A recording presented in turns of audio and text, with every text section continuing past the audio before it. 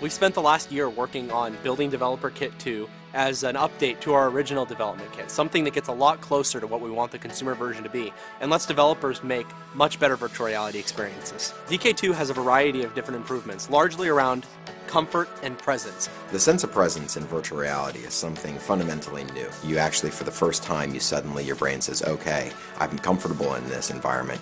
I know it's not real, but I think it is. With the second developer kit, a year of R&D, we're getting a lot closer. DK2 has lower latency, higher frame rate, higher resolution, and low persistence, along with full 6-dot positional tracking.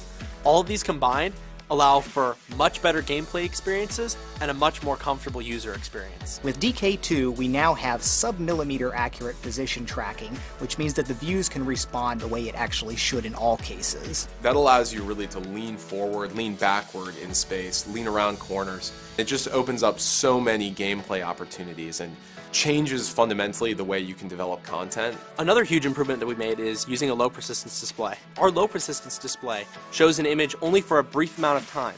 Then the display goes dark until the next frame comes in.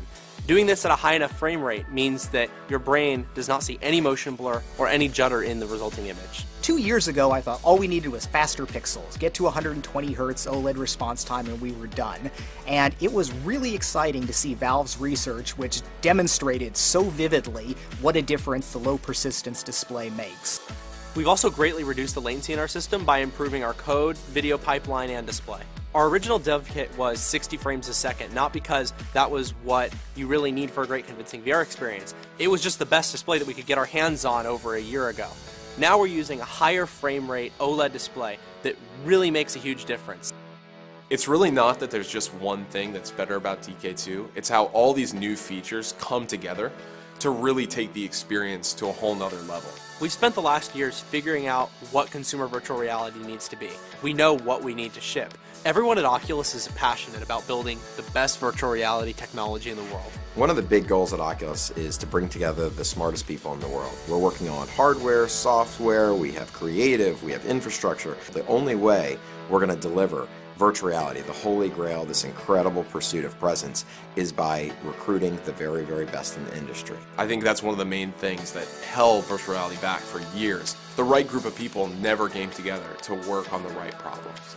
I think that's what Oculus has done. We're bringing together the best developers in the world, the best talent in the world, across multiple disciplines, to build something that everyone thought couldn't exist. The virtual reality community is stronger than it's ever been before, and we would not be where we are without them. There are hundreds of virtual reality experiences being created, more content in the last year made for VR than in the last 20 years combined. It's going to be the small teams that go out and do something that's so fundamentally cool that it winds up defining the language for the platform. We can't wait to see the experiences that come out of all of these new features.